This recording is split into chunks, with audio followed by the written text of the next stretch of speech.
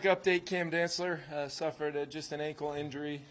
We will absolutely keep you guys updated as we go, but that's one of those injuries.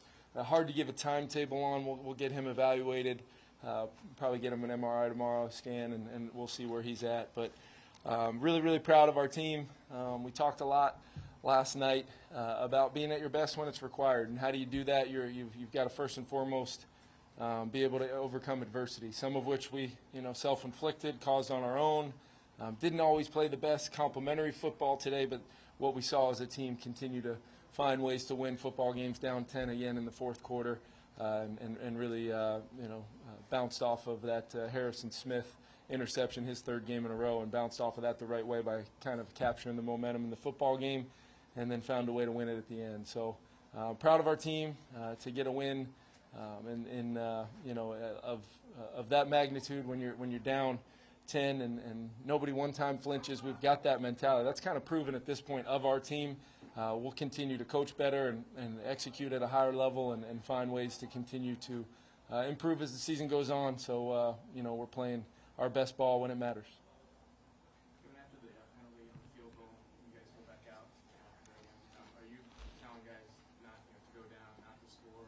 We were in a no-score situation because I just felt like if we were going to take the points off the board and put our offense back out there, situationally knowing they had the one timeout left, you could kind of do the math on it where we didn't really want to take knees. We wanted to try to work as much of the clock as we could, 3-4 seconds. Even Kirk on that last one would have hated to see him take a hit, but what he's doing right there is every second matters, just in case we can possibly run that thing all the way out. Ron did a great job with his timeout there, but then unfortunately he was out, and then we were able to kind of make it more of a desperation mode instead of keeping those points on the board there, but then you give them the full time to possibly not only get 3 but maybe even go win it. So I love the way we handled it situationally. It's not always the prettiest in those moments, but we did what we had to do to win. Kevin, what about the play there where Kirk went down?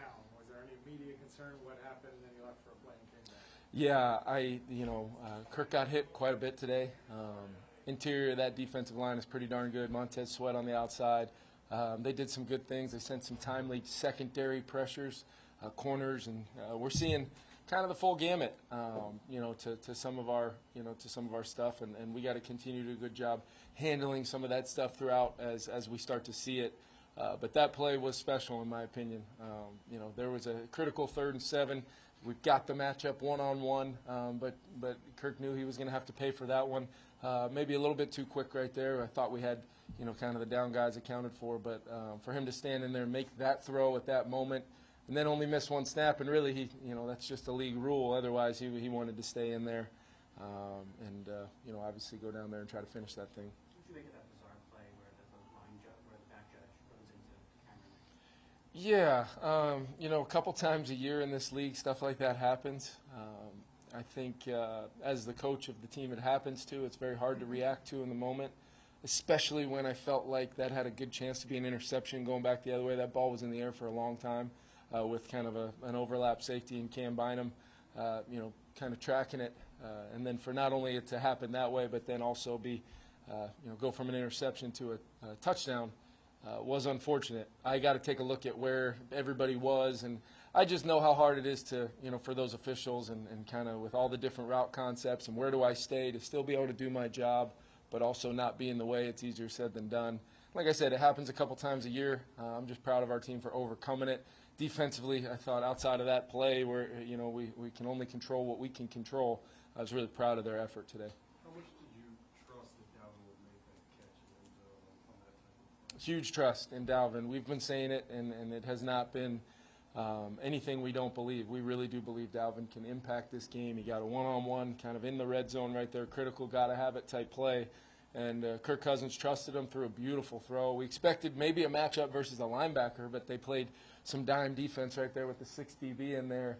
And for him to win, against a safety-type body right there and maybe fight through a little contact while the ball was in the air was pretty special and unbelievable finish to that drive. Just in general, with the pressure that they were getting, what did Kirk Cousins show you with his ability to stand in there and make a bunch of impactful throws? Yeah, he showed me what he showed me all year long. I mean, regardless of what it's like, some of these guys are hard to block, and Kirk knows that.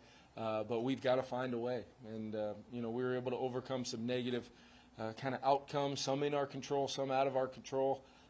But for your quarterback to stand in there and be at his best when we really need him to be, I don't think that that's a coincidence when you talk about us being able to win in the fourth quarter when maybe it hasn't always been pretty. It's hard in this league. Teams have really good players at some spots that sometimes match up that you got to account for, and that's where I think I can do a better job for our team, just trying to see out in front of those and have answers before we get to the stadium.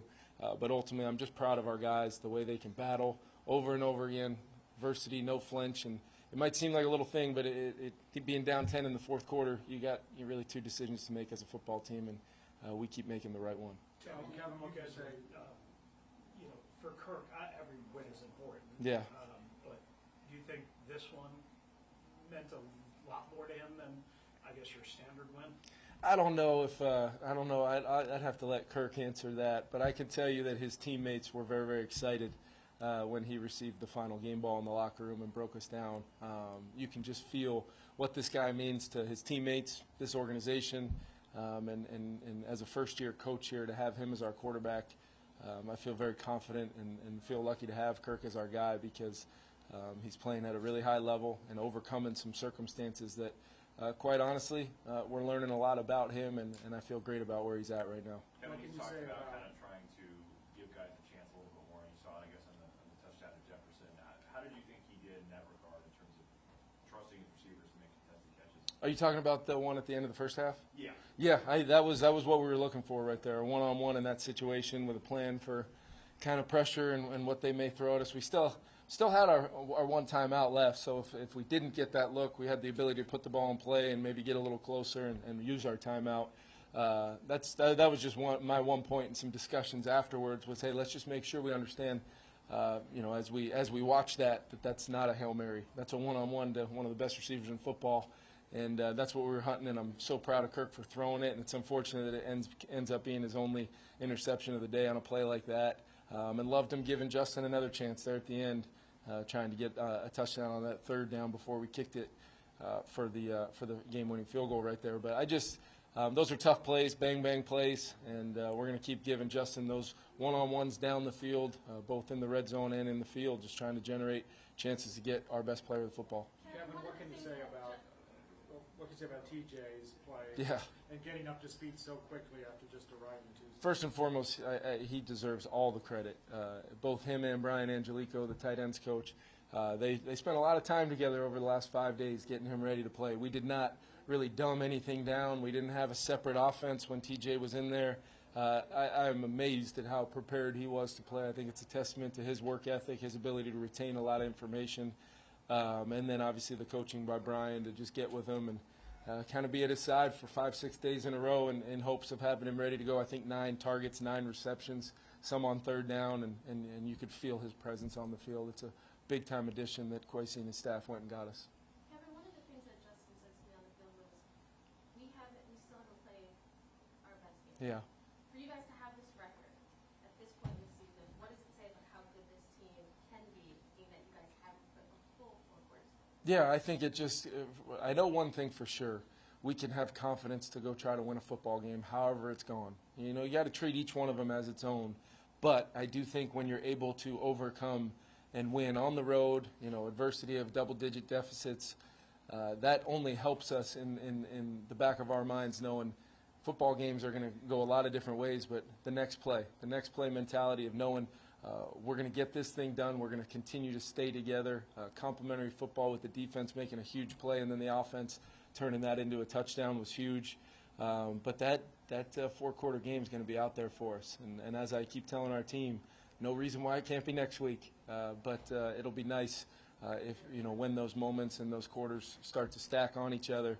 Hopefully, it's when it matters the most. Last 2 questions. How important is it Caleb coming in for Cam? I'm glad you asked about that. I thought Caleb, between the physicality that he showed on some tackles against some good backs in space, and then just knowing the type of player that Terry McLaurin and some of their other guys are, I felt like he really had an impact in there, and it seemed like he was incredibly comfortable in that moment.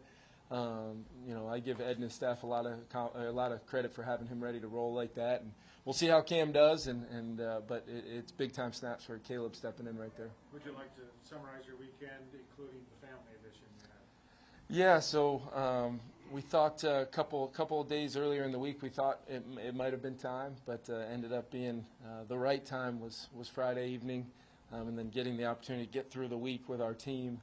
Get it immediately when I left you guys on Friday after practice there, got over to the hospital with my wife. She was an absolute, unbelievable through her fourth, delivery of, I just feel so blessed to having been there and then get a chance to make sure she was in, a good place and received incredible care.